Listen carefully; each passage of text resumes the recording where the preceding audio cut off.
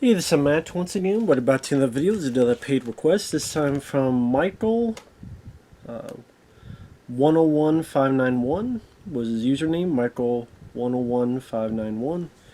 He wanted me to do a commentary and a review of the 2005 film War of the Worlds, which is why I'm getting ready for this. To be perfectly honest, I haven't seen this film in a long time. Because I'll get that in the. I remember not minding the film. I remember liking it.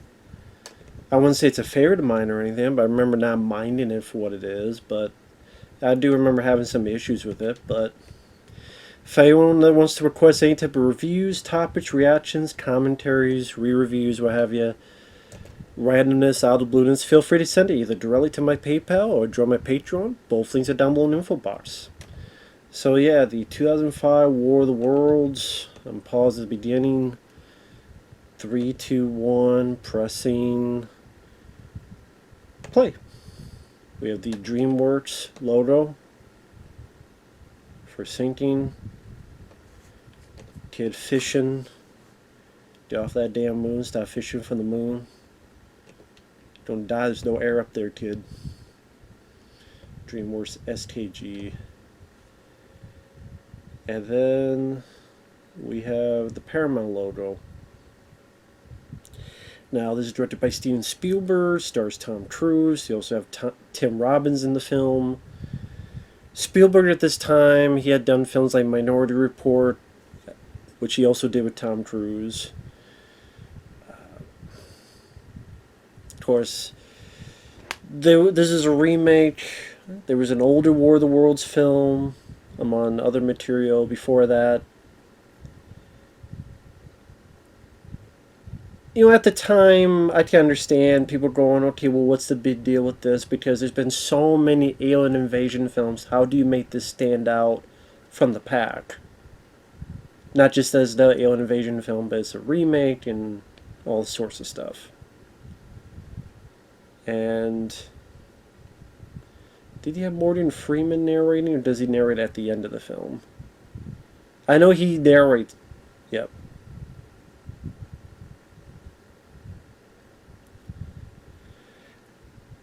I mean, Morgan Freeman's a great choice to narrate. He's got that voice. It's like him and James Earl Jones. They got those voices for narration. Of course, Spielberg had worked with Morgan Freeman on Amistad. And that was, what, 97 or so? But yeah, Morgan Freeman was in that film. That's a Spielberg film no one remembers, Amistad. But, well, I should say no one. But not as many people really think of that when it comes to Spielberg films.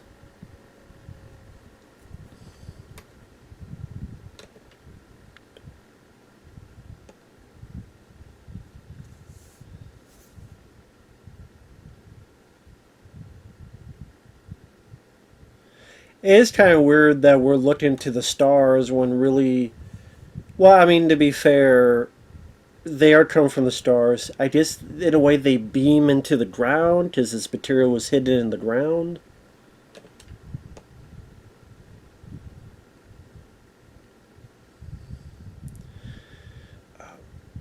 I believe I saw this in the theater back in the day. And I have the DVD. I just don't know where I put it, so I'm watching this online. Because I cannot remember where I put this DVD. But yeah, Tom Cruise, you got Dakota Fanning. Tom Cruise is a divorced dad.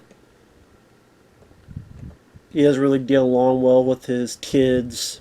His son pretty much hates him at the beginning. And Tom Cruise, his character kind of comes off as a bit prickly. Didn't seem like the most likable character. Which, I mean, that's the point, is that there's this arc that he goes through. I think Spielberg had mentioned he wanted, like in Close Encounters of the Third Kind, that dealt with aliens, is about a guy who leaves his family at the end of that film. Here it's about a guy trying to keep his family together during all this stuff going on. I also know he wanted to put a little bit of the how people felt after 9/11 So take that for what you will. Now, Tom Cruise, I mean, he is an actor I do enjoy. I've liked a lot of his movies throughout the years. From, I mean, I like Top Gun. I like Days of Thunder. Few Good Men. The mission, a good chunk of the Mission Impossible films. My favorite is probably Edge of Tomorrow. Really enjoyed that one. I didn't mind Jerry Maguire for what needed to be. I do think he's a good actor.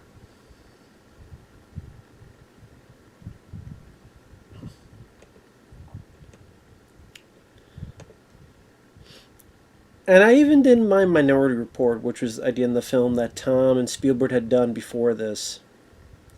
One thing I don't like about this film though is like there's this weird glow. I don't know how to put it. It's something to do with the filters. It has this some like the that scene previously. It was like this weird glow amongst the proceed. I don't know how else to put it. I don't know if it's just the type of filters they're using or what the deal is. It just I don't know if I would say it looks completely what's the word natural. Yeah, Dakota Fanning, which I know she still works, but at the same time, I don't even know what she's doing nowadays. Because back then, she was like, oh, this kid actor is the one to look for because Man on Fire with Denzel Washington in 2004, and this film 2005. She did that awful Robert De Niro film, Hide and Seek. But, it wasn't her fault.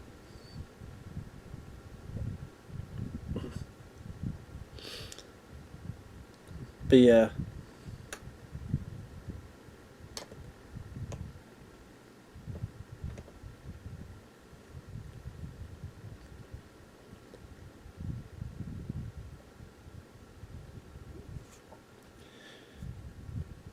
Obviously, this tension between the two.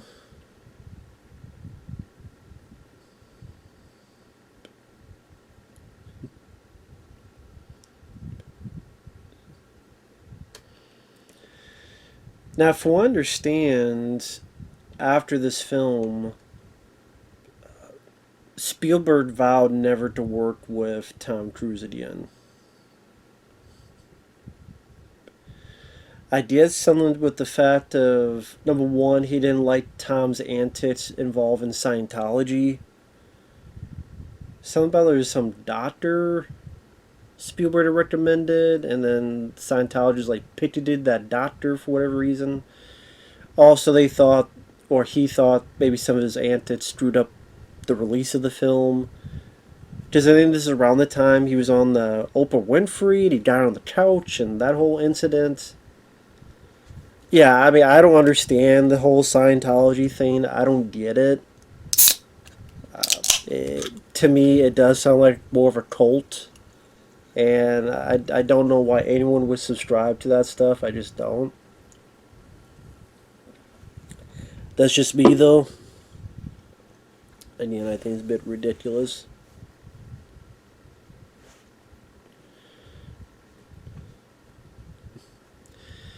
I mean, Tom Cruise, I don't think is bad in this role, but there are times that I think maybe like Tom Cruise is fine, but at the same time, it, I don't know if it's he's supposed to be the rough and tumble blue collar guy, and I'm not sure if I buy him 100% in that type of role because he's so handsome, so pretty, so that $1 million smile. It just seems like the type of role that if you had like a James Woods, or if you had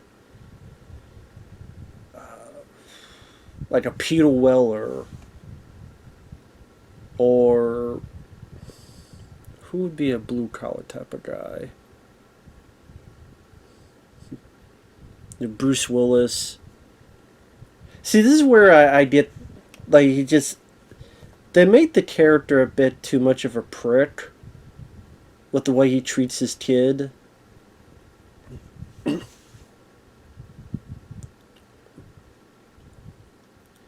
Because I get what they're trying to do is that the kid is mouthing off and the kid is disrespecting him, so Tom fires back. So on one hand, I get it, but at the same time, it just kind of comes off as I don't know. He's supposed to be the better, bigger man, but I guess you could say maybe that's his arc going throughout the film.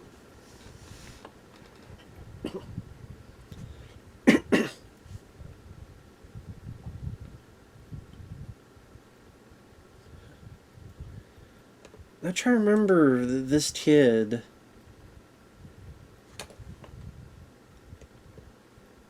Let me double check real quick. So that right there.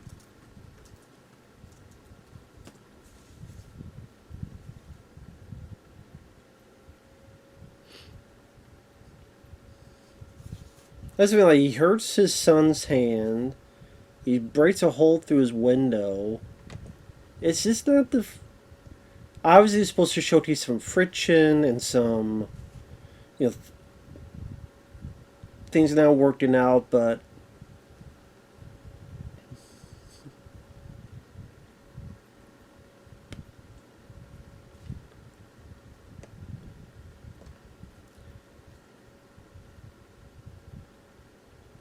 order.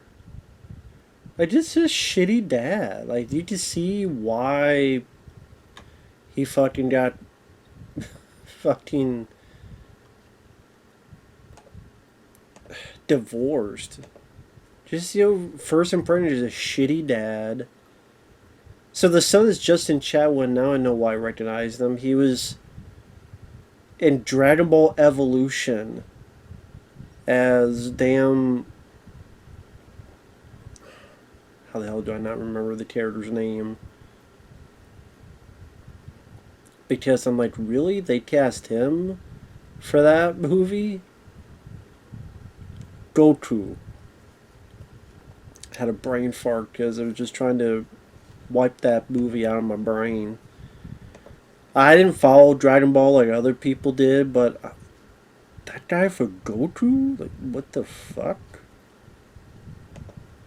Don't get it.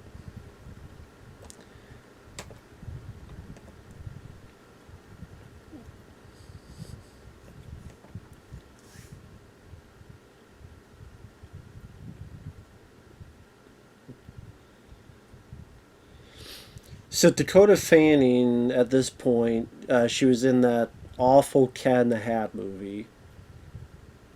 She was in films like Uptown Girls, I Am Sam. That's right, with Sean Penn. Which isn't I think that's the movie referenced in Tropic Thunder when Robert Downey Jr. talked about Sean Penn. Never go full. Can't say the word because YouTube won't like it. Then you had Man on Fire in 2004. Hide and Seek in this film in 2005. And then afterward, Push. Forgot about that film with Chris Evans. Oh yeah, she was in the later Twilight films. New Moon, Eclipse, Breaking Dawn. And then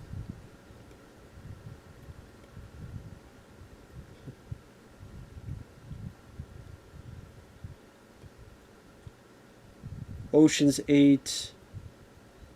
She had a big role in Once Upon a Time in Hollywood. So I guess she's in The Equalizer 3. Was she in the first Equalizer?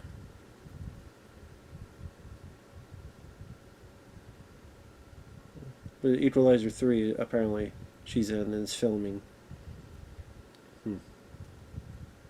So. We have the first elements of something weird and strange going on.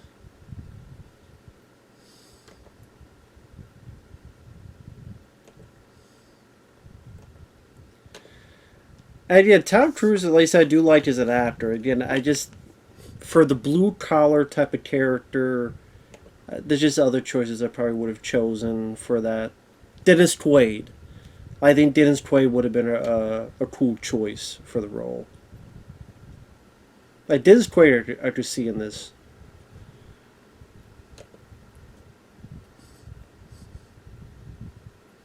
But yeah, by this time, Tom Cruise, I mean, he's definitely one of the most successful actors in terms of his films making money at the box office. I mean, if you look at his filmography, it's just crazy the amount of success he continues to this day. I mean, hell, look at the Mission Impossible films, look at Top Gun Maverick, and how much money that made. Even around this time, you had Mission Impossible, Jerry Maguire in '96. You had sequels of that nature. Minority Report 2002.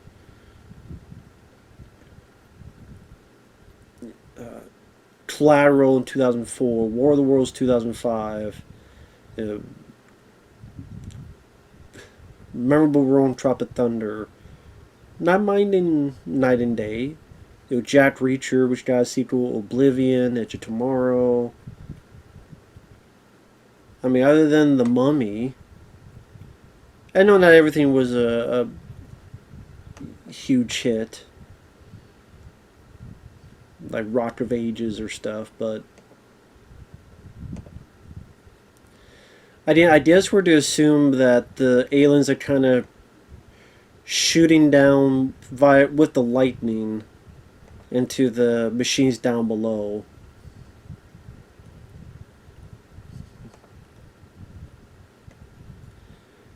I say it does have again it has this kind of filter on it.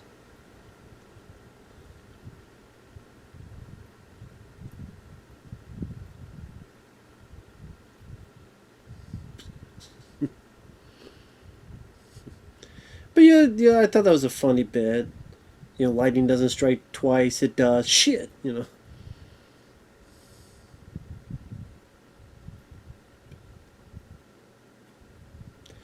I mean, part of me just would have preferred if it was just Tom and Dakota Fanning without the Robbie kid. Because the Robbie kid, to me, is such a pointless character because he leaves, then he comes back, and then, I don't know, 20, 30 minutes later, he goes up a hill.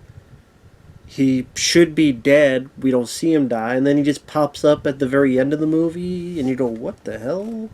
Where did you come from? Did you teleport here? From some other universe? What the hell? Just whatever.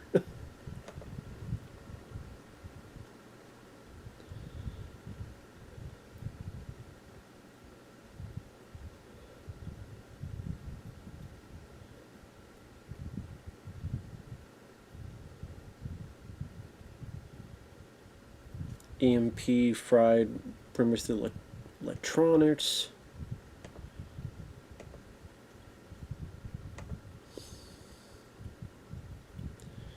And like I said, there's been so many alien invasion movies. Before this, I mean, going back to not just the 1950s, but before that, I mean, but especially when you had Independence Day, you had Mars Attacks, you had, I'm trying to remember all the ones before this. Think of all the films, even after this, Battle Los Angeles and Skyline, and even some of the Avenger films dealt with alien invasion.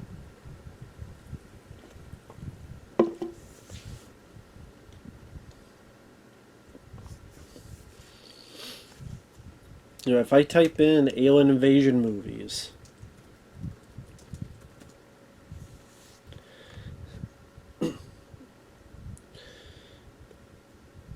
a lot, it's like, what the hell's that? The Fifth Wave, Captive State, The Darkest Hour, The Tomorrow War, Day There Stood Still, which, had a remake.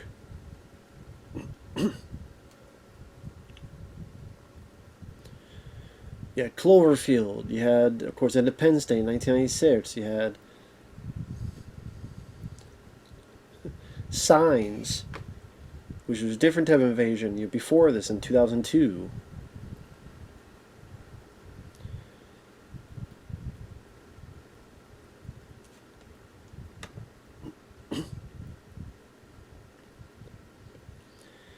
Pretty much we get the idea the EMPs destroyed all the cars and such.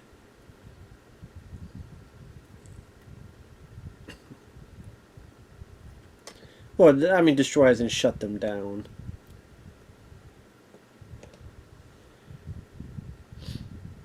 I mean, I will say one of the highlights is that I do like the effects, especially for the time when you do see the ships and the tripods. Tom Cruise is not doing a bad job acting. Dakota Fanning is a good child actress. And they definitely do showcase a bit of steel, but at the same time centering on their point of view.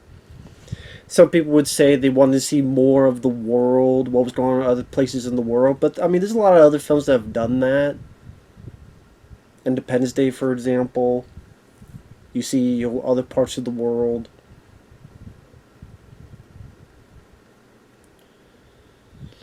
I mean, technically, you say Transformer movies are alien invasion films, technically.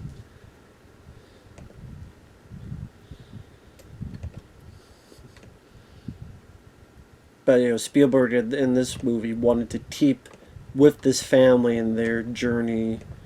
So we're with them.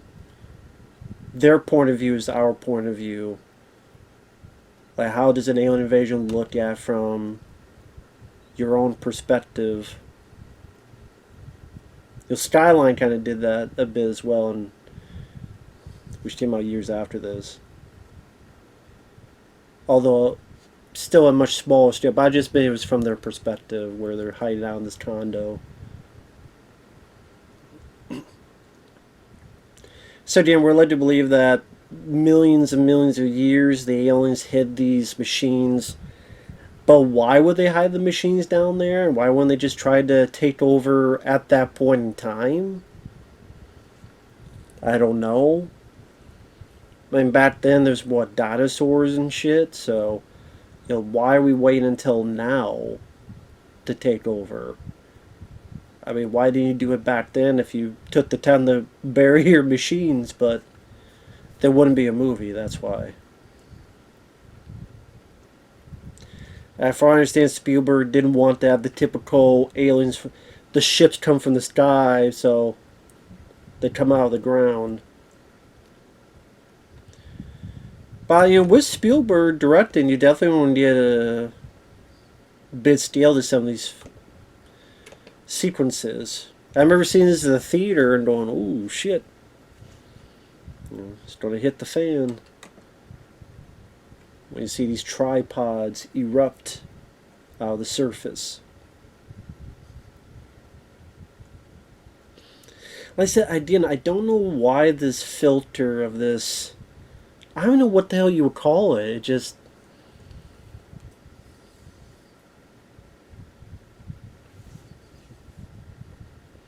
I don't know what you would call it.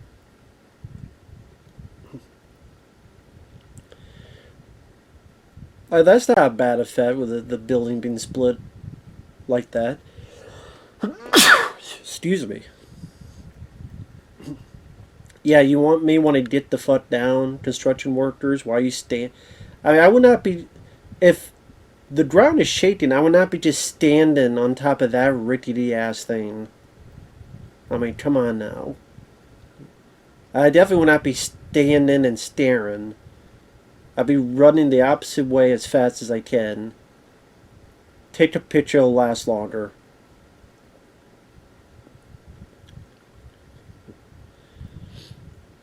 I mean, I will say it gives at least a more of a unique, different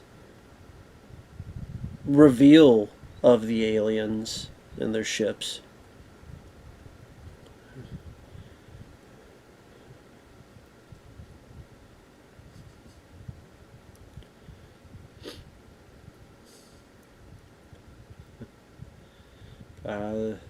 I believe they're called tripods.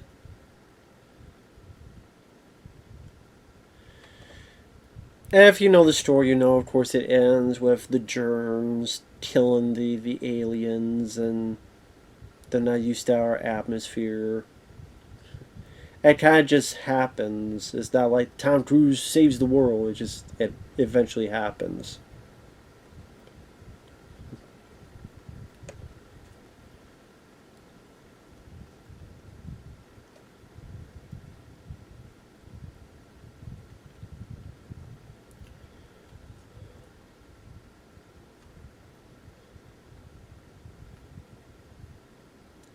I mean, there is a scene where he tells the soldiers that they're able to shoot it down. So give Tom a bit more of some hero moments, which not a bad thing.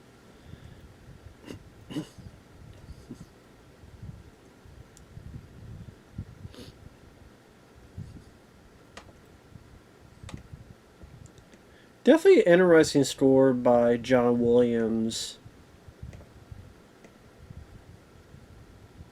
Like this bit is definitely try to create a more of a moody, unsettling, like horror feel to it all, in a way. It doesn't sound like the typical John Williams score.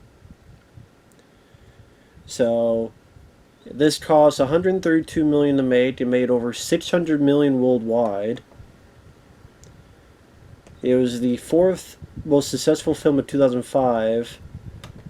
I think the ones ahead of it was a Harry Potter movie, The Chronicles of Narnia. I think the first one, and I think it's Harry Potter, Goblet of Fire, Star Wars Episode 3, Revenge of the Sith, and then Chronicles of Narnia. I think The Lion, the Witch, and the Wardrobe, I believe, and then this was the fourth one, worldwide for success.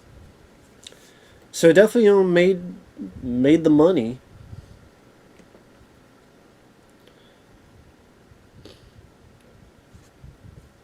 Earned Oscar nominations for Best Visual Effects, sound mixing, and sound editing.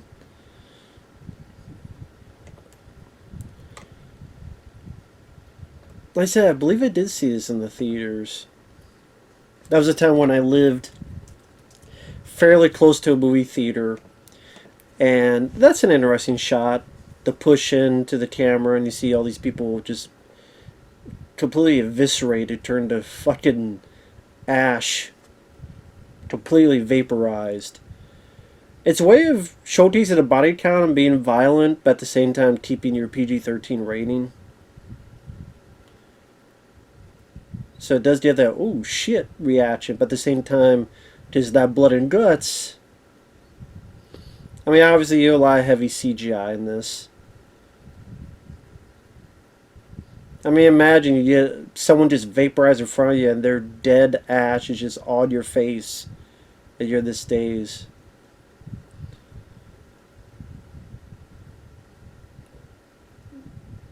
And of course, that's the whole point, is that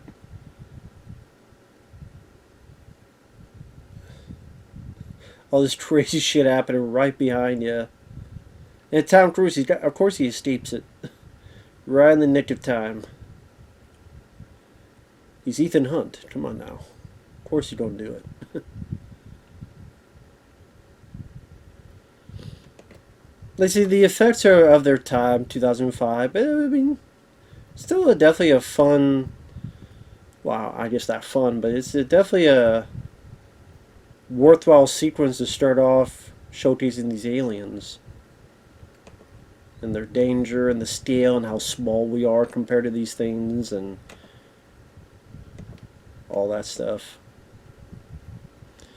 Yeah, the other top 10 was number 5, King Kong, 6, Madagascar, 7, Mr. and Mrs. Smith, 8, Charlie Chocolate Factory, 9, Batman Begins, and 10, Hitch.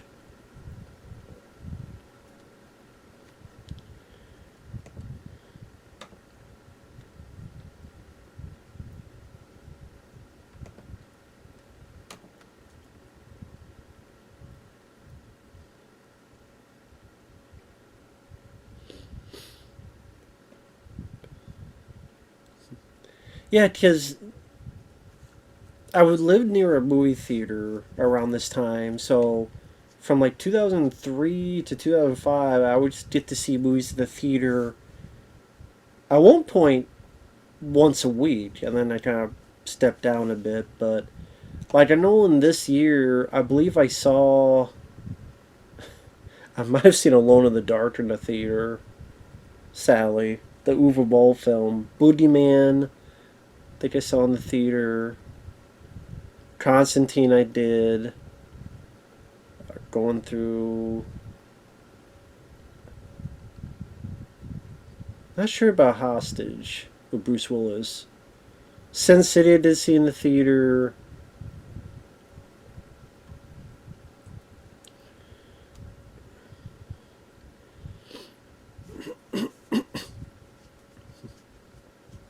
Yeah, some of these others I might have seen in the theater as well. Just can't remember. But anyway.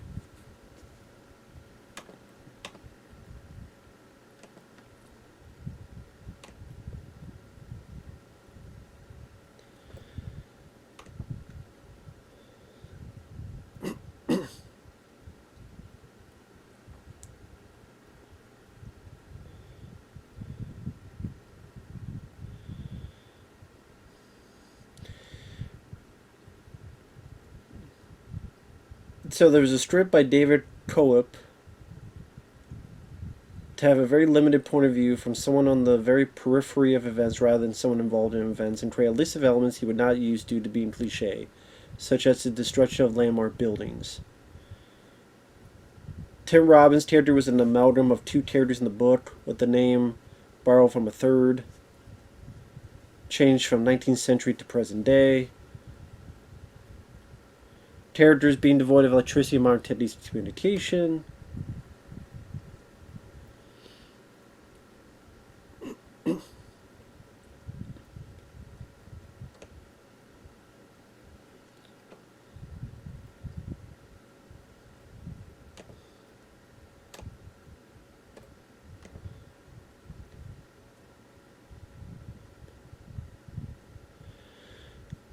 I thought Dakota Fan did a good job because it's someone who's obviously steered and is confused, and you can't really blame her for it, but you have to do that without being annoying.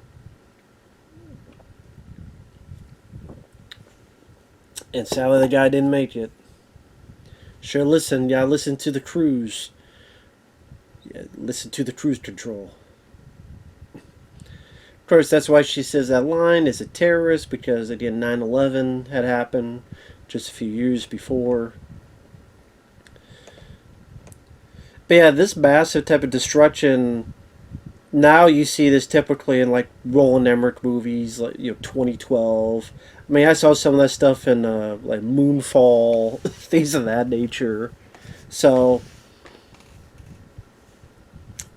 maybe the destruction stuff doesn't hold up as best today because it will either remind you of films of Independence Day in the past or films in the future. But I mean, if it's films in the future, it's not this movie's fault.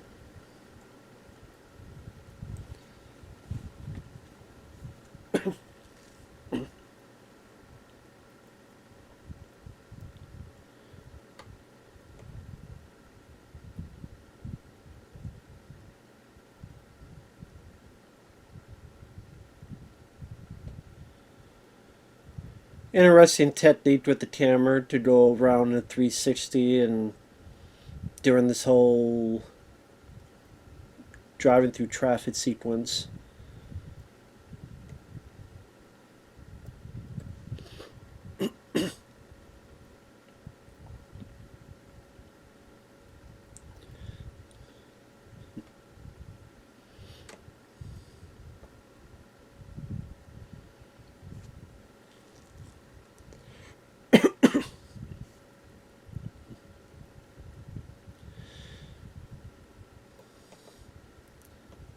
Then pretty good camera technique because we're going from not just camera but effects as well because we went in a 360, listened to the characters, then we pulled out to see them going through traffic, and without editing, cutting back in to see these characters still talking. So definitely some pretty decent techniques during this.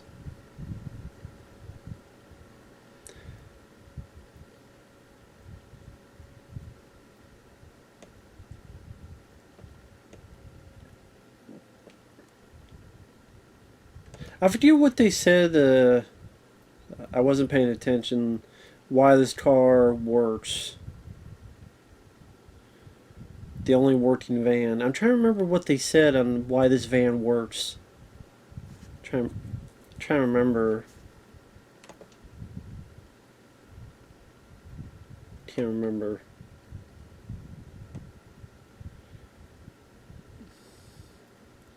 Probably they probably said when I was in the middle of talking. So, yeah, this is the only working vehicle, and as of now, well, those lights, these lights. So there's electricity here. This is a generator.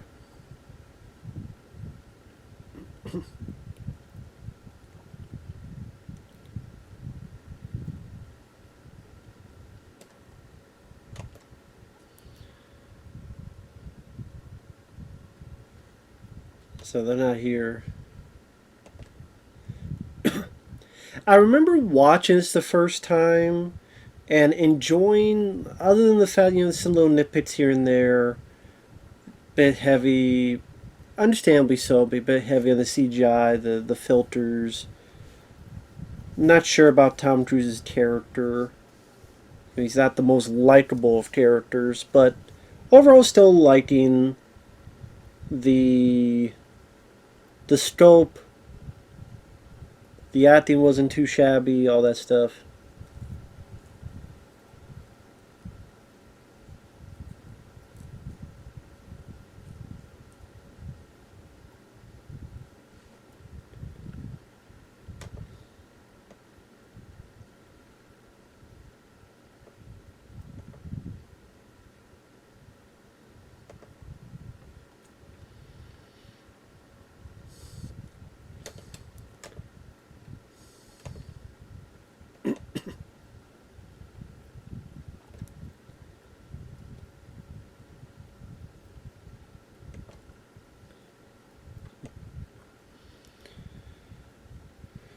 But maybe that's also the point too, is that you have a guy that's non-ex-soldier, that's not in a command situation. In fact, he's confused, he's flawed, and he's a guy who just doesn't quite know what to do next. So, give a maybe to avoid the cliches that the writer was talking about, David Cope, that other films do.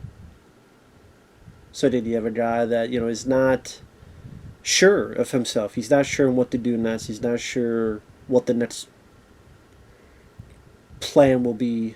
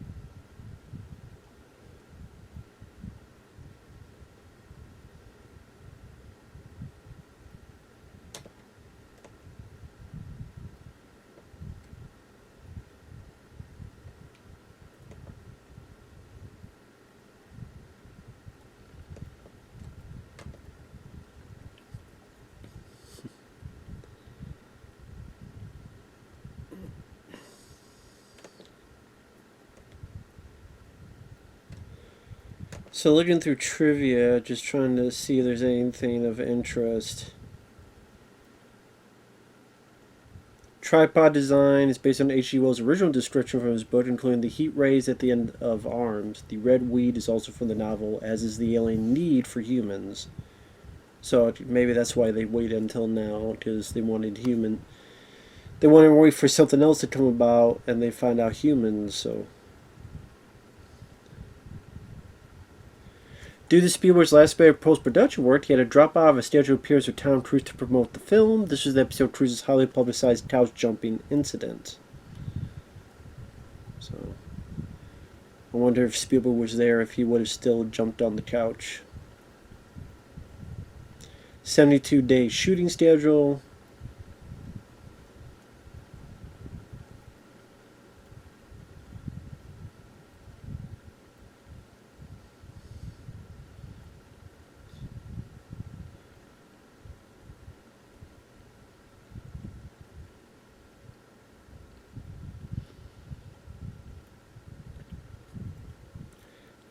Tim Robbins and Tom Cruise worked together last in Top Gun.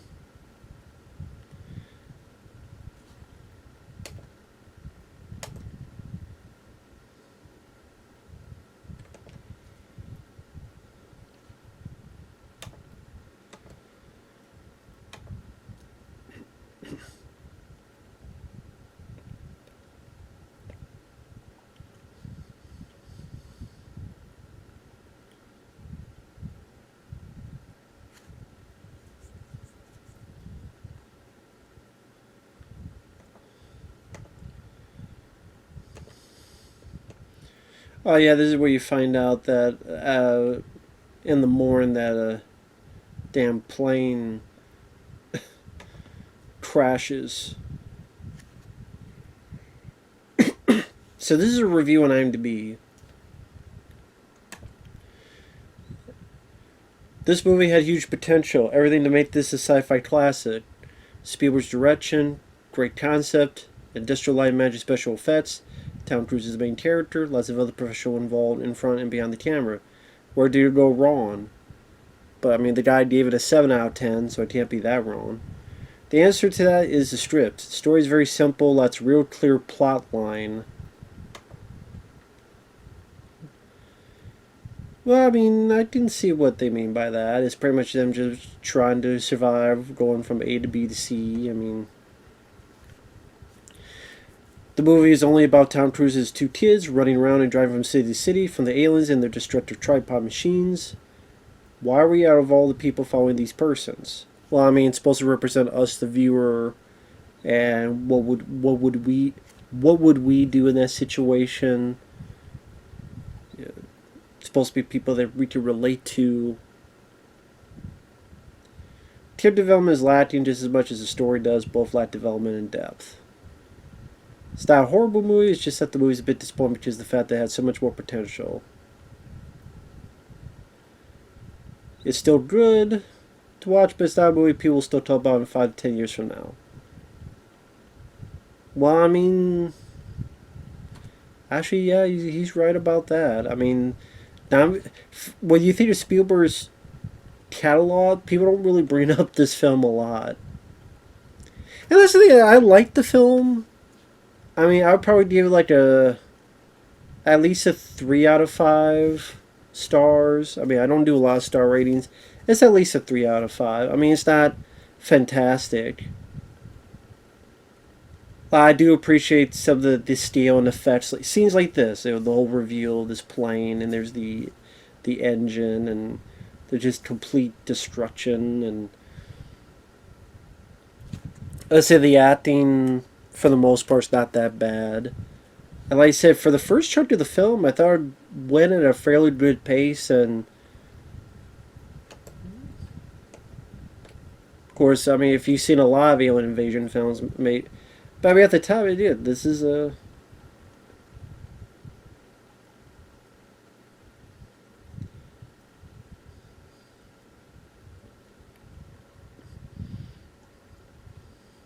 It's pretty good.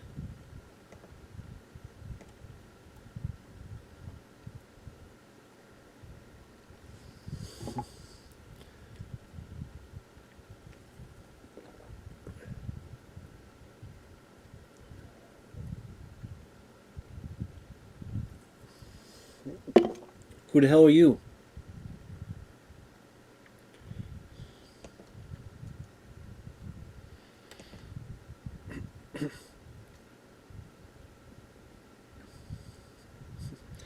Wow, what a bitch. You stupid camera say you stupid life. Shut up, lady.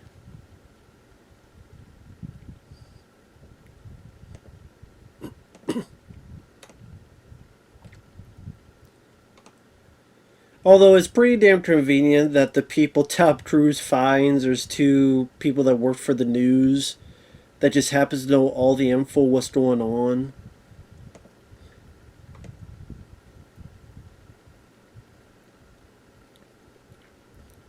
Again, just very convenient that it just so happens, it's two, news people that is able to tell them all the exposition they need to know.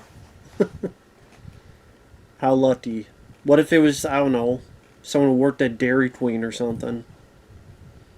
Or, I don't know, worked at selling tractors or some shit. Then you wouldn't be able to find this out.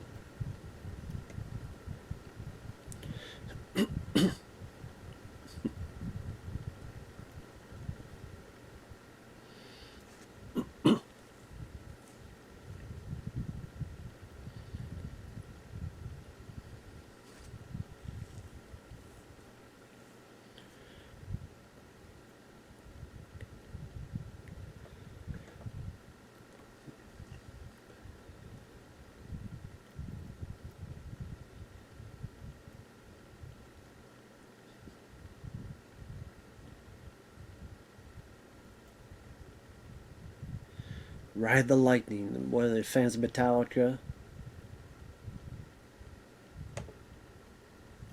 You hear that? I thought he was.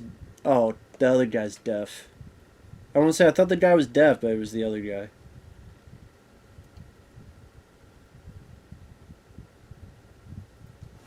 Nope. What? Why the fuck would she care about a story about a downed airplane when you got aliens taking over the Earth? I think that's a bigger story than an airplane being downed. The hell's that girl's major malfunction? Obviously meant to be a joke. I mean, it wasn't a funny joke, but whatever.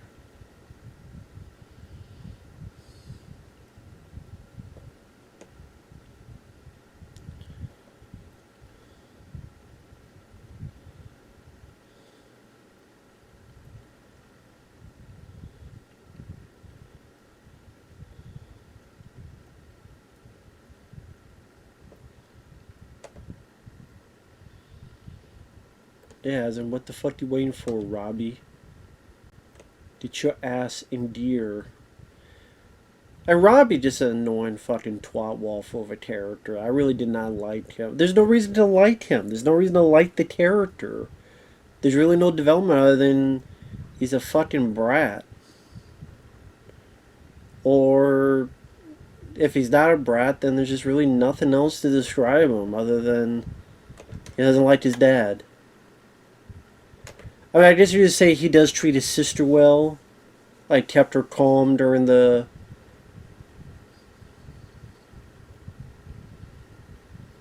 Or he's obsessed with killing them.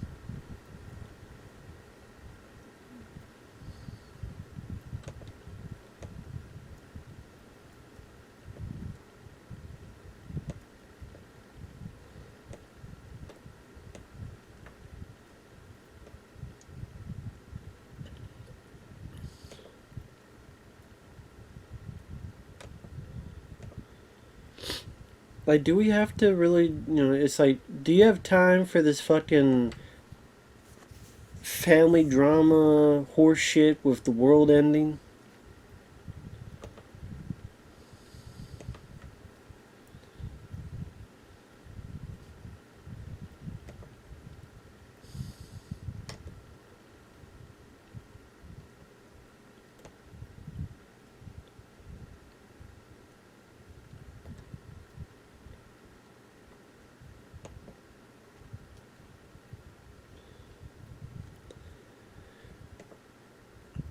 See, I'm just looking up some reviews on IMDb just out of curiosity. War of the Worlds has a lot going for it considering the story. Decent cast on paper, but it's an uneven film with a good first half and a pretty lousy second half. Film looks fabulous, the atmosphere of the cinematography and lighting vote is just incredible, and special effects are without complaint too. John Williams to be relied upon to compose a good score, and he does here both rousing and spooky.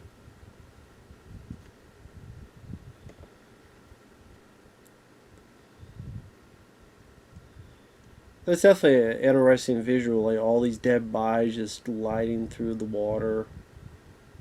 And just the sheer amount of them.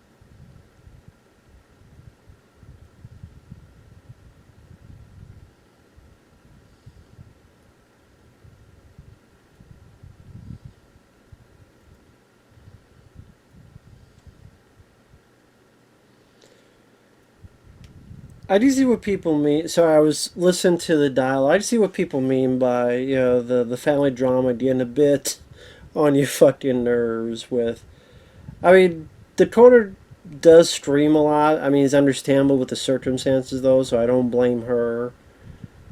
I mean, a kid would be in this. This character Robbie though, just some decisions he made is just really fucking stupid. Now he's done all the join the military. He's done all about this and that. We need to stop him. And then that gets to an incredibly stupid decision later on where he goes up a fucking hill. The only gun he has is the finger he pointed up his ass. And whatever the fuck.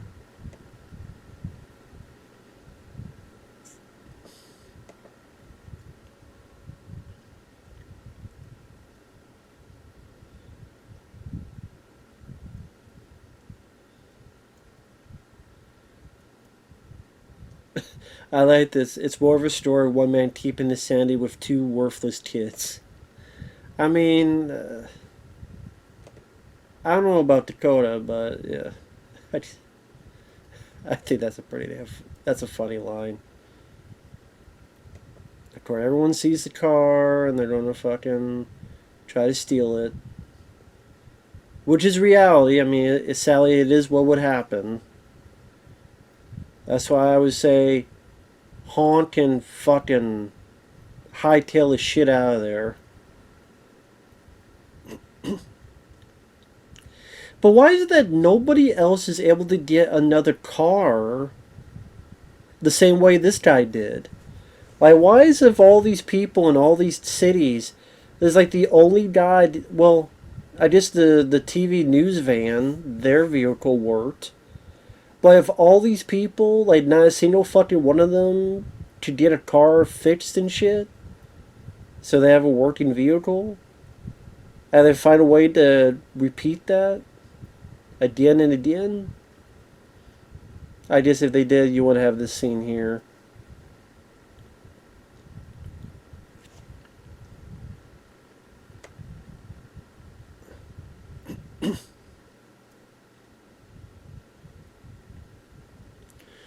You fit 20 people in there.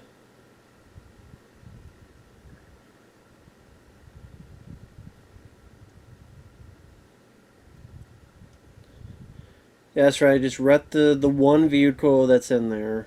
But I mean, that's the whole point of this. Is this mass hysteria. I mean, it's believable because look what happened when people fucking fighting over toilet paper. They having fucking fist fights and riots over toilet paper. They would definitely do it over a vehicle like this. So I mean, sad but true.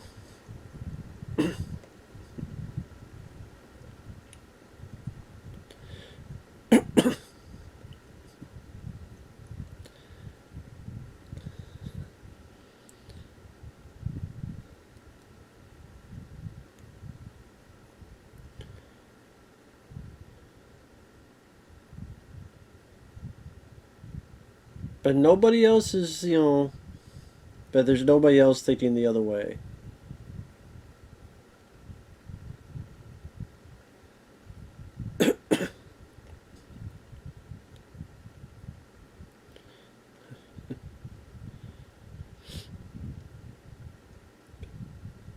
And nobody else has a gun either? I'd be surprised that no one else would have a damn gun.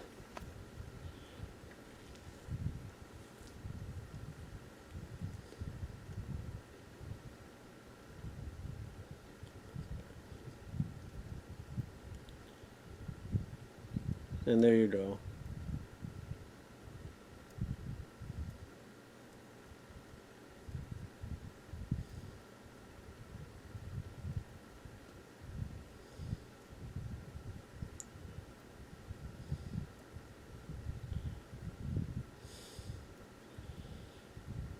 Yeah, there's some. I would pick up the gun and shoot him in the face. Get that? Yeah, get that gun. Now shoot him. Now shoot that motherfucker. Right now.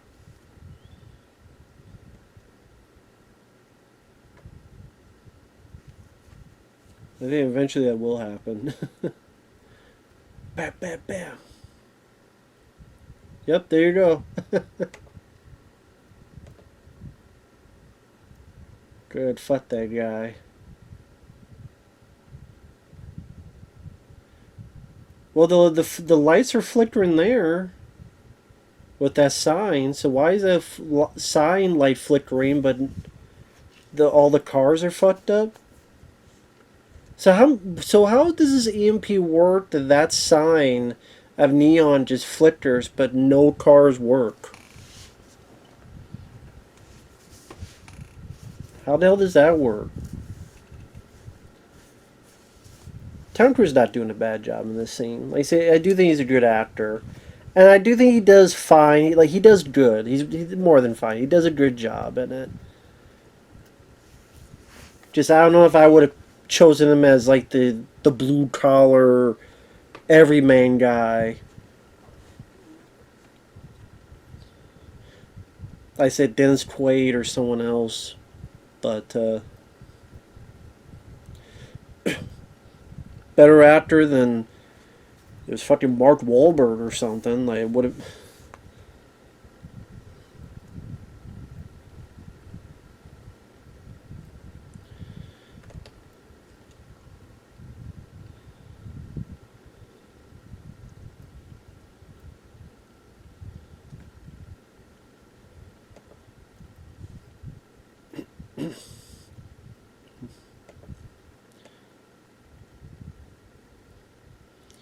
And I can see what people mean about like there's maybe not quote a strong plot, but it is just about one family's point of view during a such a big crisis. And like I said, there is a skill to it with the amount of extras they have in each scene, and again the amount of like big effects work. It does not seem like a cheap. It still doesn't seem like a small film. I mean, it's from their periphery and their point of view, but it still doesn't stream a small film. I mean, you get this wide shot here of the Hudson River where the tribers going to come and destroy a bunch of shit.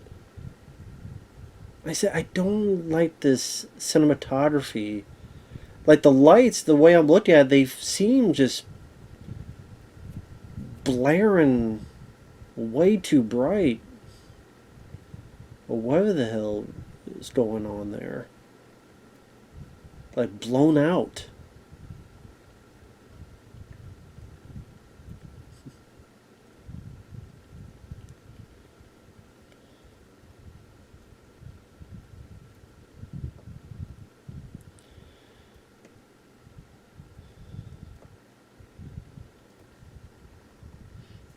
And this is where the birds are getting the fuck out of Dodge. They're like, they saw the M. Night Shyamalan movie was coming, so they went, I gotta get the hell out of here.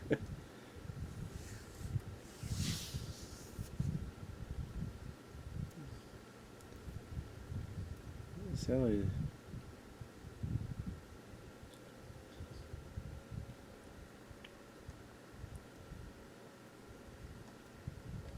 oh shit.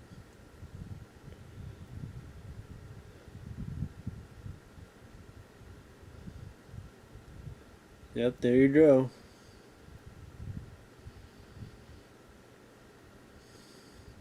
I don't know if this is on 4K or anything of the sort.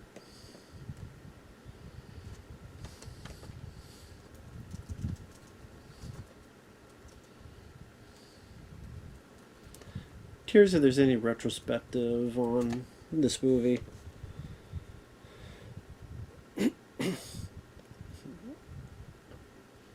I mean, it does seem like okay. We have these set pieces, so we link these set pieces. Like we have, again, we have the Hudson Ferry scene. We have the, all this other stuff.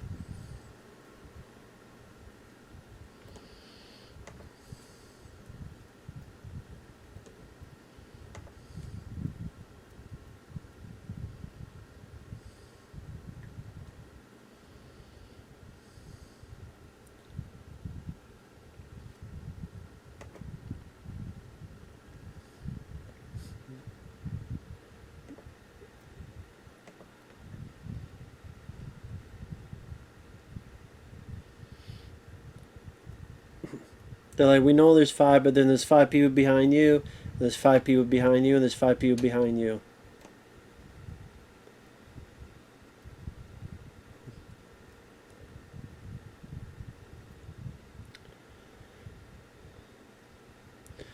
You know, the one reviewer said, well, why are we following this family? Because it's the family that is able to get through all these situations unscathed and become one of the luckiest families in this world.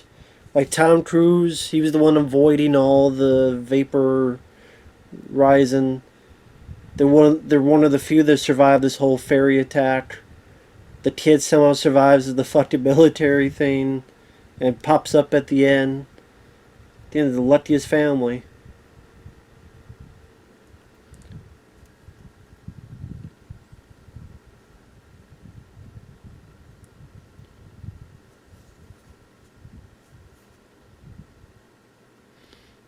You can't blame people for hanging on. They don't try as much as they can.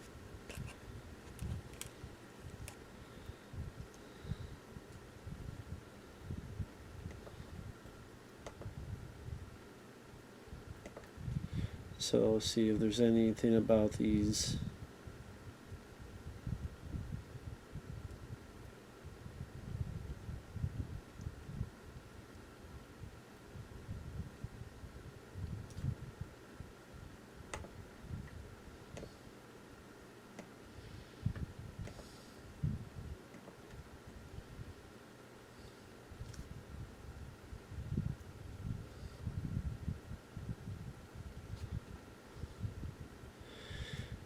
When I first saw the film, it just seemed underwhelming at best passable, aside from maybe the visual effects, which had clearly been one of the production's biggest expenditures. Oh, yeah.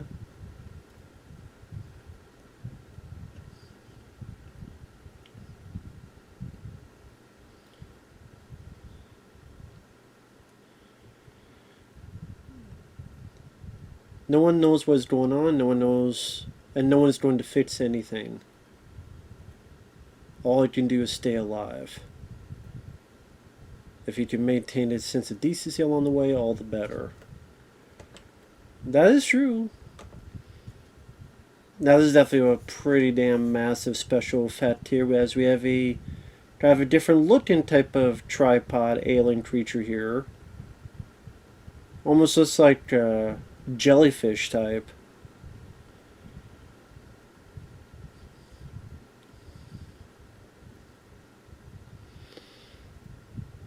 Like I said, just a big scale of just all this shit toppling over.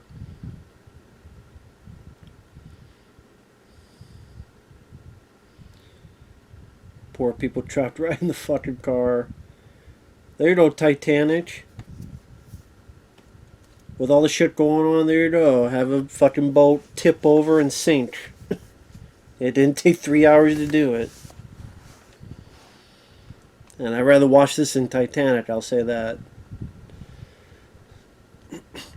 And there's some pretty dark moments. I mean, we saw the humans being turned to ashes. My favorite bit is later on when there's all this red dust and you find out where the red dust is coming from. I always thought that was a very effective, oh shit kind of moment.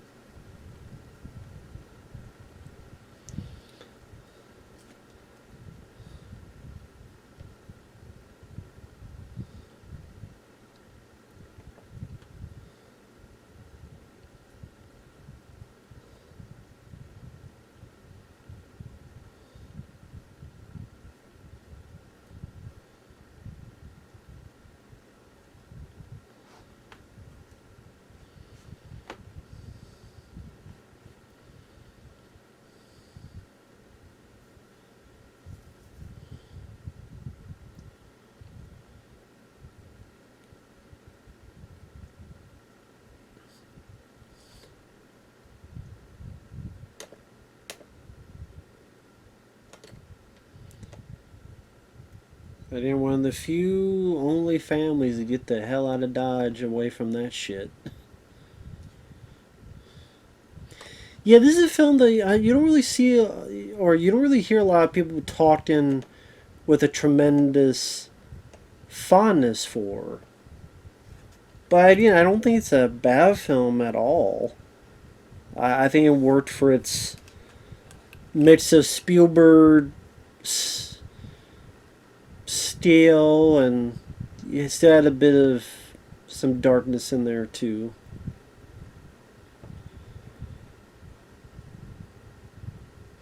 The family dynamics maybe wasn't the most satisfying compared to other movies. Hell, even compared to other Spielberg movies.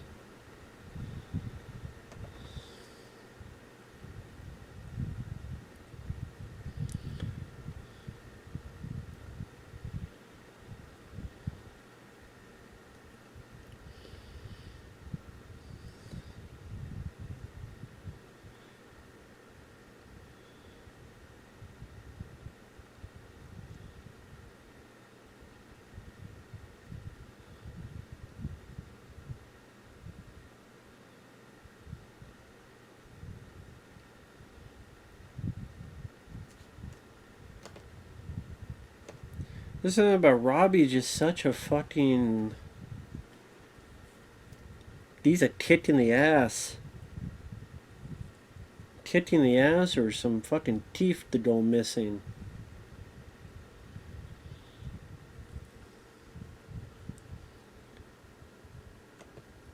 I don't even understand his huge insistence of wanting to join the military, wanting to join them in the fight, wanting to just run off from his father and his sister with no weapons, no protection. Just literally just run off. I'm going to run up this hill and I have no way to defend myself. I have no way to fight. I have no way to do anything. I'm just going to do it just because. Why? What the fuck is the reason behind it?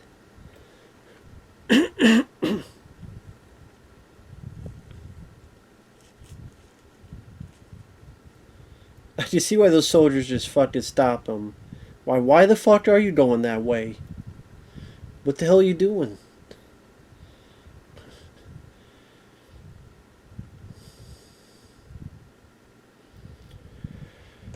Like, it never showcased that this kid wanted to be in the military in the first place, or maybe there's a certain sense of he felt being a coward, he doesn't want to feel like a coward anymore, or he felt there's people he couldn't protect, but now he wants to find some way of protecting people, even if it's a foolhardy decision. There's really nothing of note as to why this kid is so gun-ho about wanting to do this.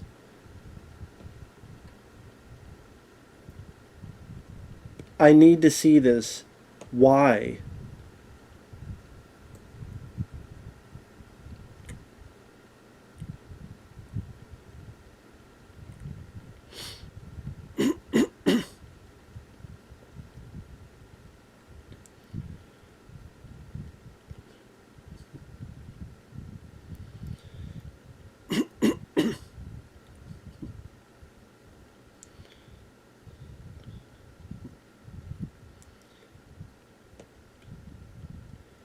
I need to be here. I want to see this. That makes no fucking sense. It's like, sorry, it's just like some weird off kilter movement in the screenplay to create some type of family tension and I don't know, give a sense of hopelessness to the terror Tom Cruise that he can't control certain things, that he's got to let him go and try to make himself be a man, or whatever the fuck the reason being. I don't even know for certain. I really don't. He's going up there, and for what fucking reason? Use harsh language?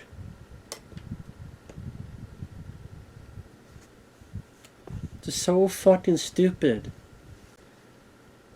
And then you look at this scene here where the kid ran off to. You this huge wall of fire. Huge wall of fire. Look at that. With this alien. How the fuck did Robbie... Is he Robbie the fucking robot? Why did he have this suicidal urge to fucking do all this? Why? And this bit here, this is where the movie lost me for a good chunk of it. And this is why, despite pauses I had with the acting with Tom Cruise and Dakota Fanning, for what she's given to do, yes, she does scream a bit. Some of the visual effects, maybe they don't hold up the best 2000 since 2005, but some of the set pieces, I hate this stuff in the basement. I really do. Because it feels like we're in this basement interminably long time. And I don't think Tim Robbins does that good of a job.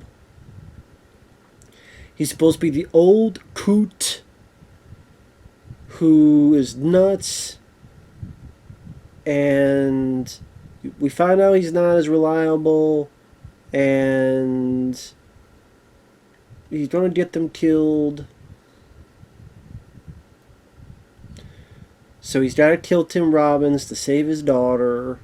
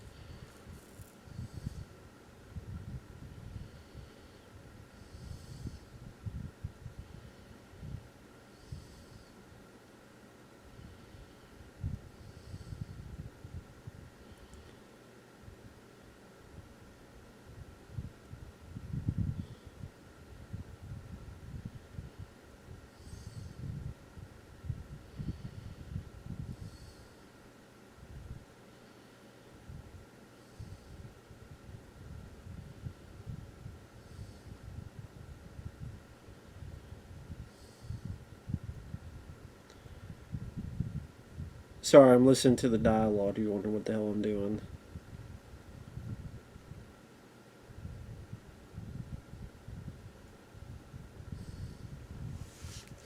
I guess that is another question now I think about it is you find out of course at the end that the aliens they germs kill them.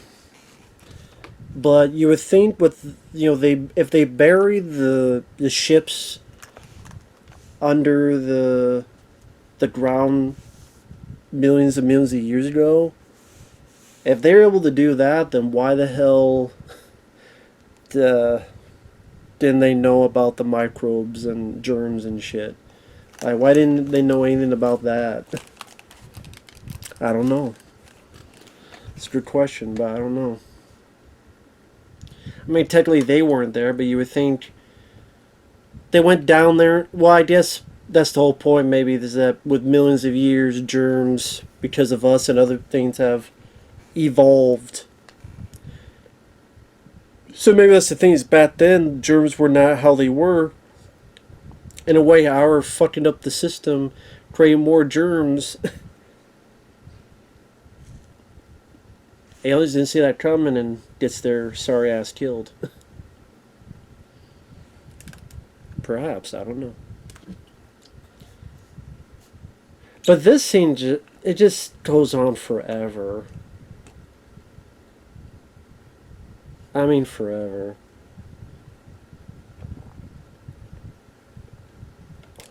And honestly, folks, I'm gonna just take this fucking thing off because I'll be honest.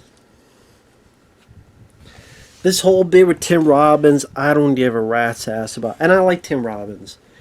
The 1990 Jacob's Ladder is literally one of my favorite films of all time. I love the 1990 Jacob's Ladder. I like Tim Robbins and many other movies. Cadillac Man with him and Robin Williams. But maybe it's not so much his performance, but the way he's written, and just being this old crazy guy. Maybe that was in the source material. I mean, apparently, again, there's multiple characters combined. But this basement section just feels like it takes so long in the movie.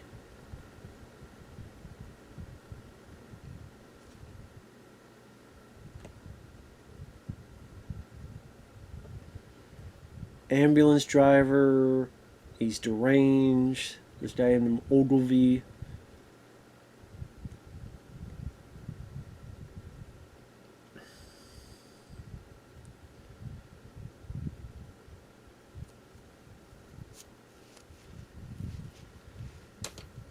It just feels like this bit just goes on forever, and I really don't even know what the reason is for this section of the movie.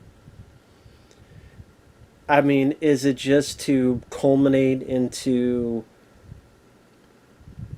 leading Tom Cruise to have to kill someone in order to save his daughter now that he's lost his son? Is it just to show the effects of how it just? I mean, it just feels like a different movie to me. Like now it's like a mini movie within a movie. Now we have the 10 Cloverfield Lane before 10 Cloverfield Lane. There you go. Only it's John Goodman and here's Tim Robbins. This guy again who's deranged and has all these crazy theories and talk and what's he saying here?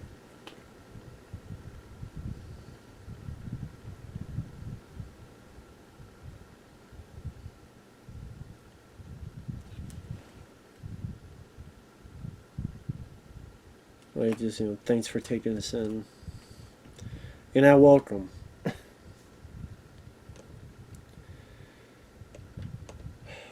I mean, I know you do get the big scene where the probes go into the basement and they look around, which is a little bit reminiscent of, I want to say, kind of like the raptors in Jurassic Park where they're hunting the kids. A little bit reminiscent of it.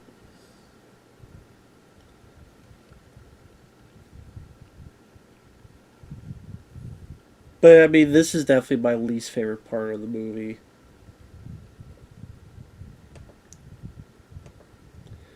I don't know. Again, this Tim Robbins, his character did not interest me at all, and it really started with the whole Robbie thing. Like, why does he have this instinct to get himself killed, and why is he so gunno about the military? I know they established one time, just going, "We need to do something." Yeah, but for what reason? Let's see.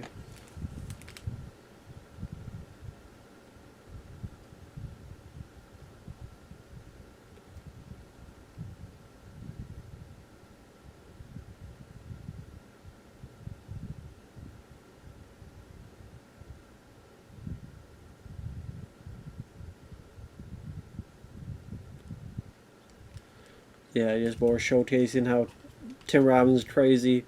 Under the feet, like his accent. I don't know what Tim Robbins is trying to go for with his accent.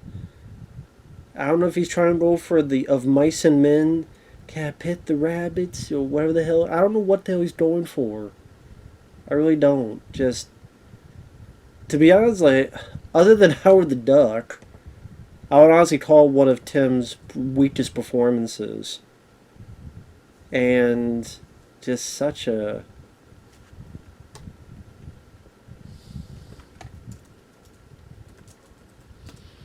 not a fan.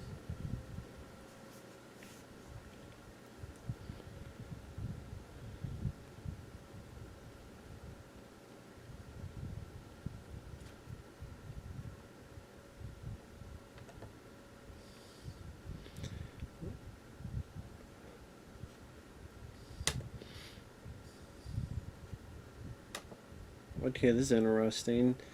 See, this is what I'm talking about, where every movie has their own. Every movie has a fan, and every movie has a non-fan. Here's two reviews. One is labeled "Why the 2005 War of the Worlds is a bad movie." The other, and that's from Ars Technica. Although to be fair, yeah, well, it's a forum, but anyway. from November 3rd, 2005. This one says, by Den of Deet, War of the Worlds is Steven Spielberg's most underappreciated movie. So on the one hand, you have someone saying,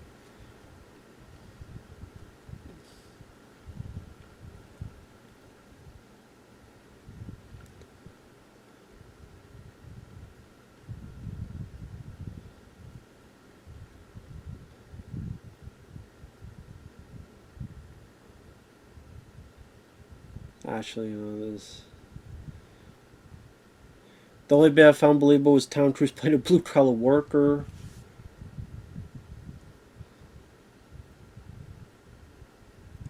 They didn't like the idea of the buried machines. The basement seems long and tedious. I agree with that.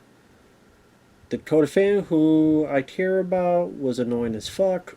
The son was annoying as fuck. The son surviving was ridiculous. Boston looked relatively untouched. Was ridiculous. That the aliens were smart enough to survive that level of complexity but had never encountered a microscopic species for which they build defenses for. Well, I mean, again, that's the source material of War of the Worlds, is that it was the germs. That goes all the way back to the source material as this probe. Whereas to be honest, this whole thing, like, I saw was more interesting in an episode of The X-Files. Season 11, as horrible as that season is, there's an episode. There's a base 64 code title, but it's meant to be followers, where Mulder and Scully face off against AI technology. There's a point where drones are following them, and I enjoy that more than this.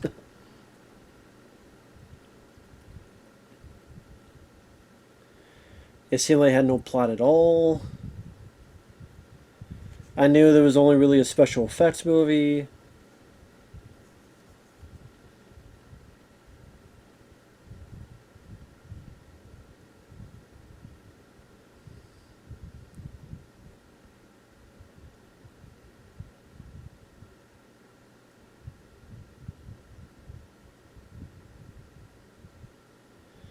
Those versions about war are seen through the eyes of a single person on the ground who was caught up in it. Deadbeat father experiencing a horrible event, which all of a sudden he's responsible for the kids, which he never really has been before. Martian invasion is a backdrop to the real story, which is how this teenager in a man's body has to look out for his kids.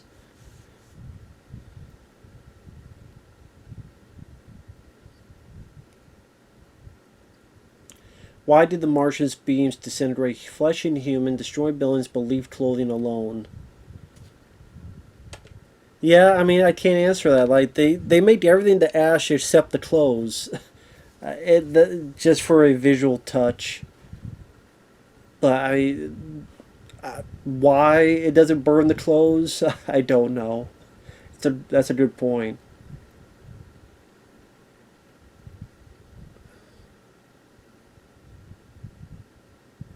If they could teleport aliens using lightning through solid matter, why didn't they just teleport the machines down with the aliens already inside them?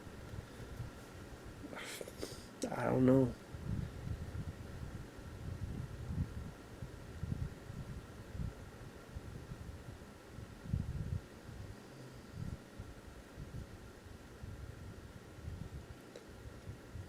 Tom Cruise survived countless encounters with this advanced species solely because they happened to shoot the guy next to him.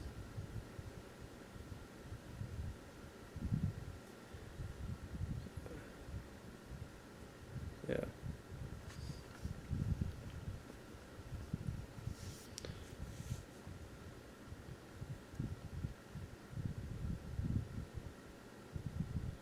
Let's see.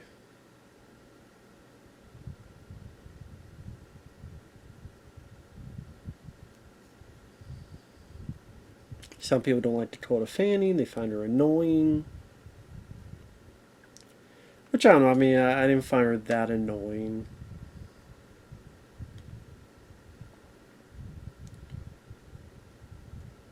See, that's what I mean. This basement just felt like it goes forever.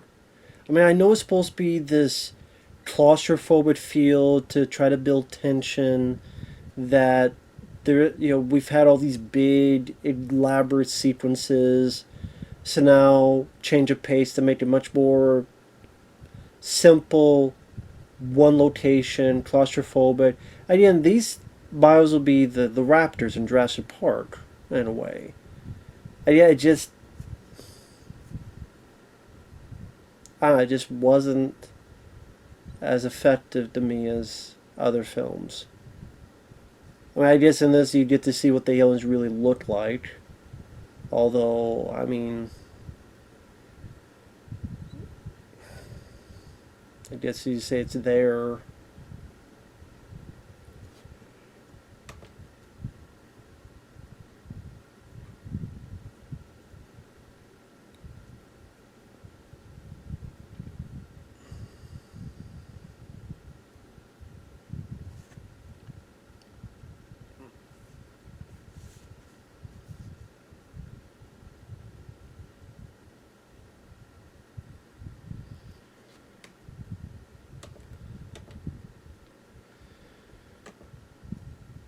Now, on the flip side, Den of D talks about how it's a 9/11 parable.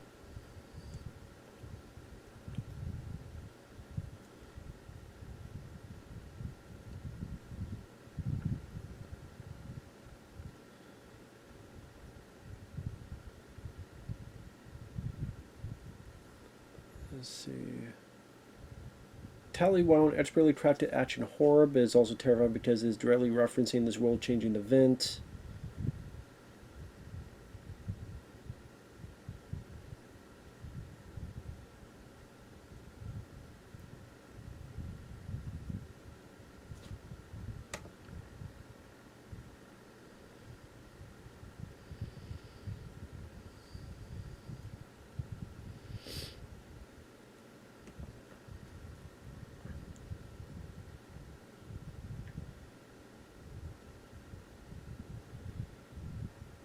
I guess you just see elements of this and stuff like The Walking Dead and other elements of that nature.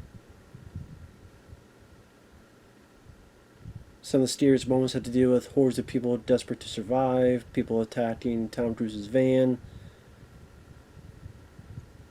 him being forced to kill Tim Robbins rather than let him endanger his daughter's life. Collapse of the social order is one of the thematic focal points of many of the post-apocalyptic stories that have been directly influenced by 9/11 and its ripple effects.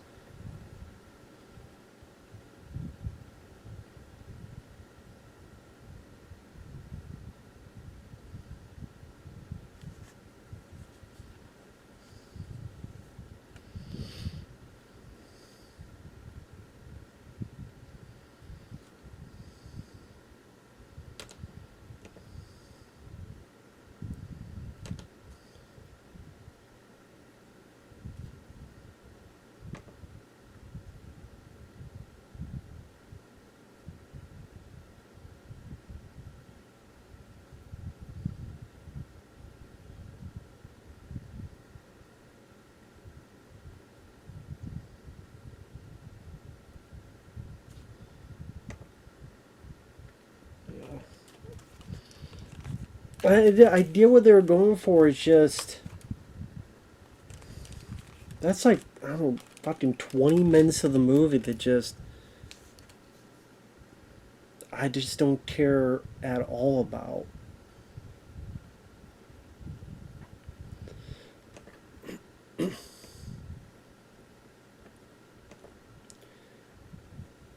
And this is even in the theater. I remember thinking, okay, where's this going here? Because it is still going. Of course, you find out later what this red stuff is. Which, I mean, you could assume, but I did like that this is part of the terraforming, but yeah, you realize what they're doing and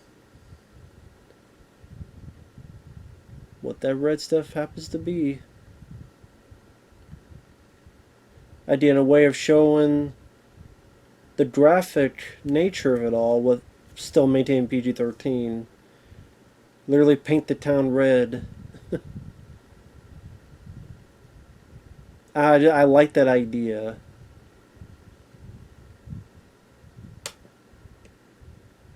like almost like terraforming in a way, using our blood among other stuff.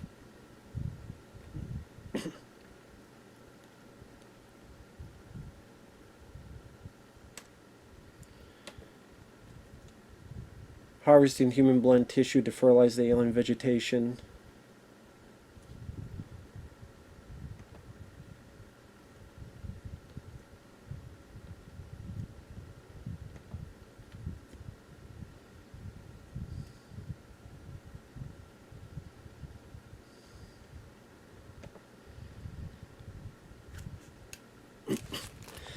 And, because he's demented, because he's crazy, he's yelling like a wild man, and Tom has to kill him to shut him up. Like I said, this goes on for what feels like forever. I mean, it's technically like 20 some minutes, but it still feels like forever. And like I said, the Tim's character just annoyed the hell out of me. Like, if there's one character that annoyed me, it'd be Tim Robbins' character. That did annoy me. Just did irritate the hell out of me.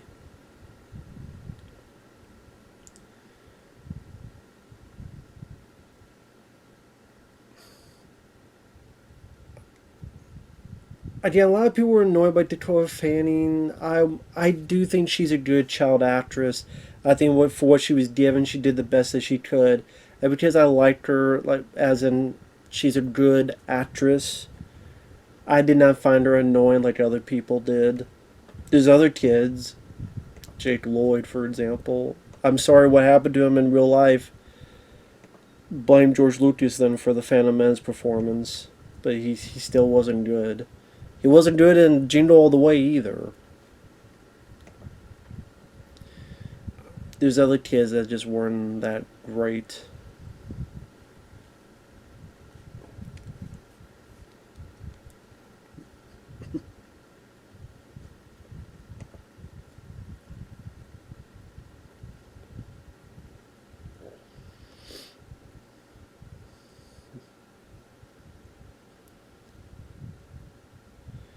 I think a lot of people who had seen this film, they did not know the source material, so what, they only just die? And they died from germs? Like, people did not like that at all. They hated that. They felt it was anticlimactic, unsatisfying. Wait, they just stopped and that's it? But again, that was the original source material. That's what it was. That's how it happened. And either you would have to change that tremendously, which I don't know what else you would do, or what would you do? Would you people didn't want? I mean, Tom Cruise does do some heroic moments, but some people get mad about that.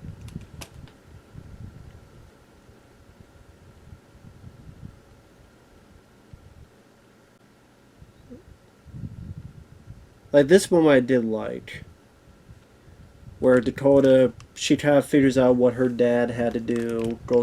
She goes up to him, comforts him.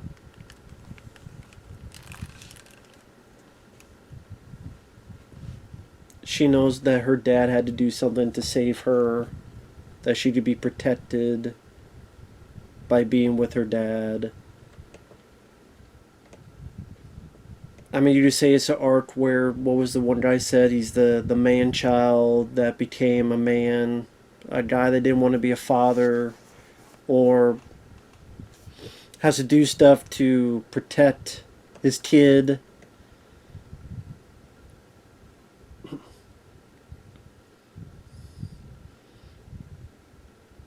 Always cool to see Tom Cruise kicking ass and chop the shit out of some fucking this drone here. Get the hell out of my face, Studer. And this is where the movie kind of picked up for me. Like, even in the theater, I'm like, okay, the movie's picked up again for me. It's that 20-minute section that just bugged the hell out of me the most. Kids, I'm like, oh god, when this is over. And then when Ted Robbins' character gets killed off, then I'm investigating Tom Cruise kicking ass, and then you have this very gory, where there's, you paint the town red, blood everywhere. This idea of just the blood colored fields just gives a, I don't want to say viciousness, but definitely that right there, you just see just how much of the fucking landscape is bloodied up. That's just a kind of a creepy visual.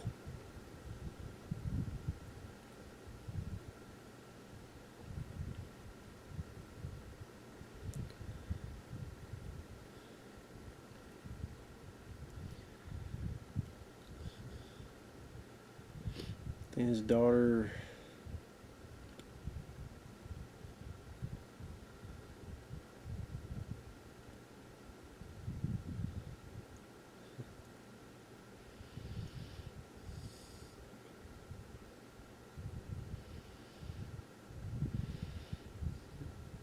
I just, this is what someone said. This is pretty much someone, a civilian, just trying to survive in a war. Don't fucking stand there, kid. Move.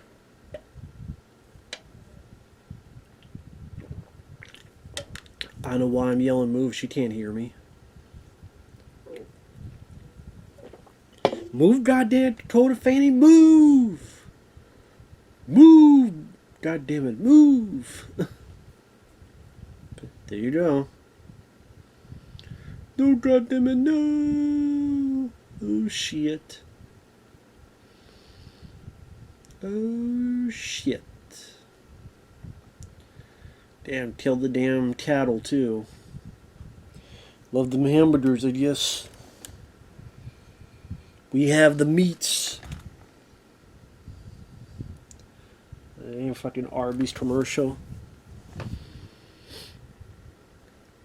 I mean, thank God there's a military vehicle there, and thank God there are grenades there. How convenient that is. Just how, you know. If there were no grenades, then what would he do? Throw middle fingers? And thank God I've got grenades there.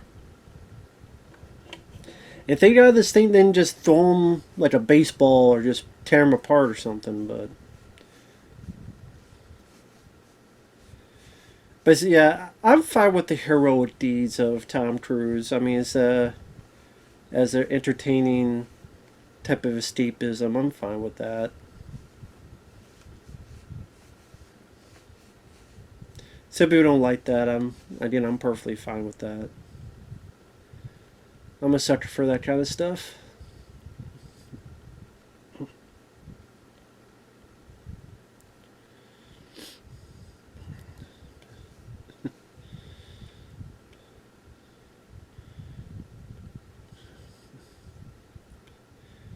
Oh yeah, it eats people up pretty much and spits their blood out to use as a farming technique. That's a pretty bloody, vicious way. Fucking Spielberg gets pissed that Indiana Jones Temple of Doom is dark. You see, this fucking film's darker. Well, I mean, he also did the Schindler's List. I think that's fucking darker than any film he's made. Schindler's List. But I mean, obviously, different type because that was real. That did happen. That type of stuff did happen. But even for his popcorn movies, this is, I would say, darker than Temple of Doom. I would definitely say this is darker than Temple of Doom. I do like the people here are trying to help him. Not just the daughter, but like that just happens to be there. But I do like this guy. There's people actually trying to help. Military guy, other people.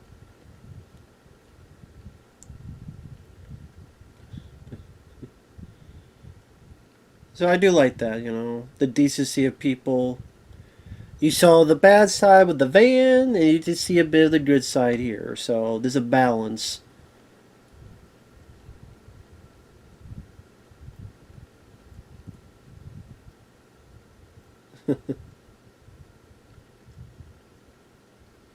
There you go. I still think this is pretty badass. Try to swallow me up, bitch. Eat these, some Tums. Or, you don't need some Tums the size of grapefruits to settle that fuck upset stomach, you sons bitches.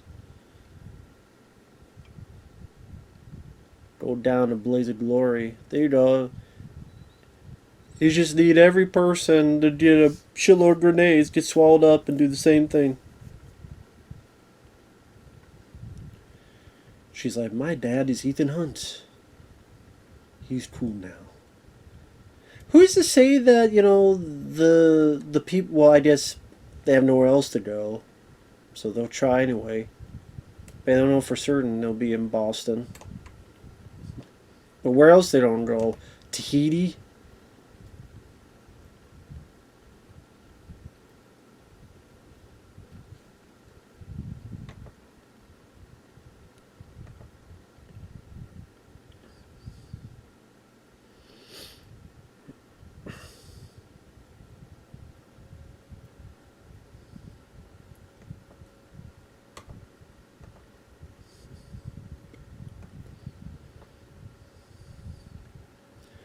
And now the alien vegetation is dying and withering.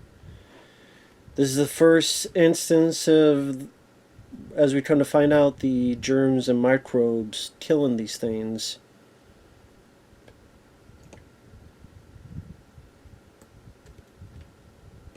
And again, there's a lot of people that just went, really? Like, what the fuck? It just stops. I mean, fuck you don't do? What you don't do? So apparently, David Harbour is in this film as dock worker. So near the beginning of the film, dock worker, I guess. David Harbour. Huh.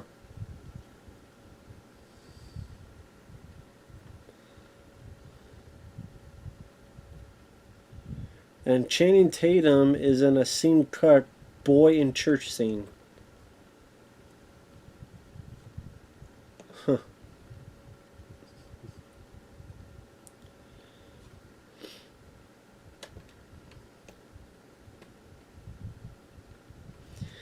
I'll take this off a bit because there's not much dialogue. It's pretty much Tom Cruise has to be the one. I remember this. He notices the birds. I don't know why none of the military guys notice the birds. You think the military guys would know a little bit, but it's like, hey, there's birds. The shields. There ain't no fucking shields on those birds. Again, I don't know why. I want to see what they hear.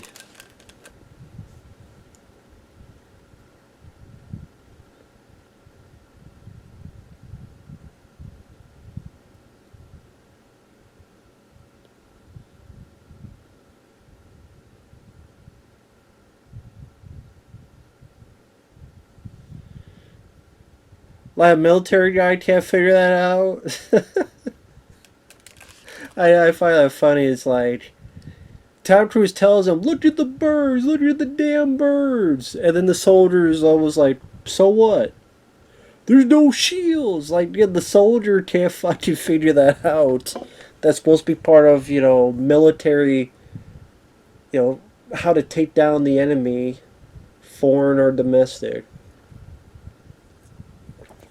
But Tom Cruise, what was he? The dock worker? Longshoreman? Longshoreman or whatever. He has to point out, hey, I don't know shit about military and shooting guns. I mean, I know I'm Tom Cruise, but let me fucking tell you a thing or two. In case you're too dumb enough to realize, do that shit. That's again another fun little set piece. Then heavy digital work at times. I think there's some pretty decent ILM effects. I just see what people mean. Like at the end of the day, you call this a special effects movie. You know, a year before this, you had The Day After Tomorrow with Dennis Quaid. Speaking of which, Roland Emmerich directed that.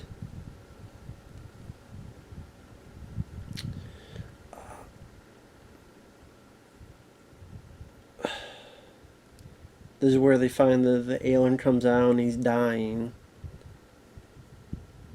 Like I said, this never bothered me. This ending, it never bothered me as apparently to other people. Again, maybe because I knew of the story of War of the Worlds. Like even before I saw the '50s movie, like I knew the story of War of the Worlds. I knew about the Orson Welles and how people thought it was real, and I had heard about that story. I knew that the Orson Welles telling of War of the Worlds ended with the germs. You know, there were movies like I think didn't Explorers with Joe Dante mention that movie? Like there are other movies that mention War of the Worlds, the story. They talk about how germs, you know, killed the aliens.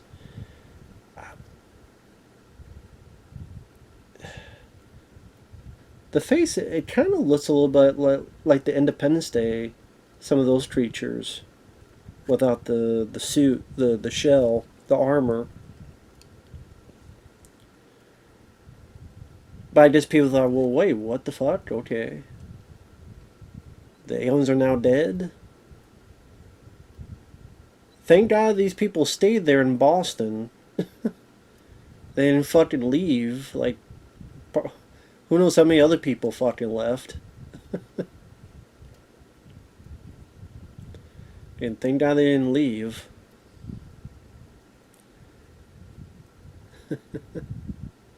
Shit. But this part, I think, is more egregious. With the fucking Robbie character all of a sudden being alive. We're not. Okay, we don't find this out yet. It's Tom trying to figure out how to tell her.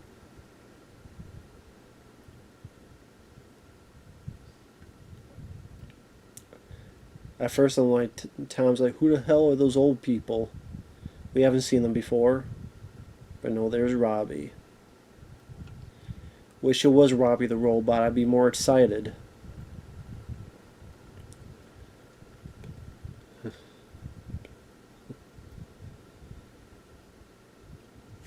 How the fuck is this guy alive? How the fuck did he get there? How did he get the... How was he alive? How did he survive? What the hell? Where did this come from? Where did it go, Cotton Eye Joe? I mean... How did Tom and Robbie's relationship as father-son improve? Meaning... the son missed all the bits. You know, the son was so gunno about this, and now why does he think different of his dad? Because now that the alien's dead and you're here. I mean, why does the son think differently of his dad? I mean, it just falls fucking flat to me. And this is Morgan Freeman narrating more, pretty much. This audience doesn't get it. It was. God was pissed and said, fuck the aliens. No, it's just... Was it God in his wisdom placed these microbes on the planet? God said, I'm tired of this alien shit. Aliens taking credit by these Scientology whatever for my work. They can piss on my hospitality. Piss on their face. I don't fucking know, man. But it's Morgan Freeman narrating. And then there you go. I think, you know, some people are like, wait, is that it? That's the ending? What the fuck? You know, but I say it just didn't bother me. I'm like, okay. Kathleen Kennedy. Boo! Not Kathleen Kennedy. Go get more coffee. But yeah, I'm sure, I guess maybe some people, like... I guess when you say the title War of the Worlds... Maybe they were hoping for more of a military type of action situation, like other alien invasion movies. Or maybe they've some kind of clever idea. I mean, as ridiculous as it is, the computer virus is definitely a unique idea, and in Independence Day, idea may not make sense, but still kind of a fun, ridiculous but fun idea. But I don't know, just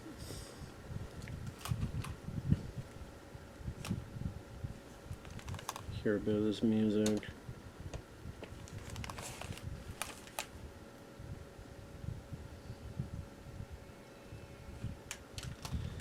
But yeah, that's War of the Worlds from 2005. At the end of the day, I still don't mind the film. I think I would give it like a 3 out of 5 stars. Watch it again. Because like 5 out of 5 is like my favorite films of all time. 4.5 is like this close to being favorite films of all time. 4, damn, that's really good. It's not quite the top of the top, but that's a pretty damn good movie. I would not mind revisiting that every few months if I can. 3.5. I don't know how to break it. Like 3 stars. I don't think it's a bad film, but I think it's a flawed film. The last time I saw this, I probably haven't seen this film in over 10 years, or more so, and it may be another fucking 10, 20 years until I see it again. So, but I know he wanted me to review it. I'm guessing he wants a separate video, so I'll do that. But with that said, thanks once again, Michael. Take care, everyone. And we'll see you guys later. Bye-bye.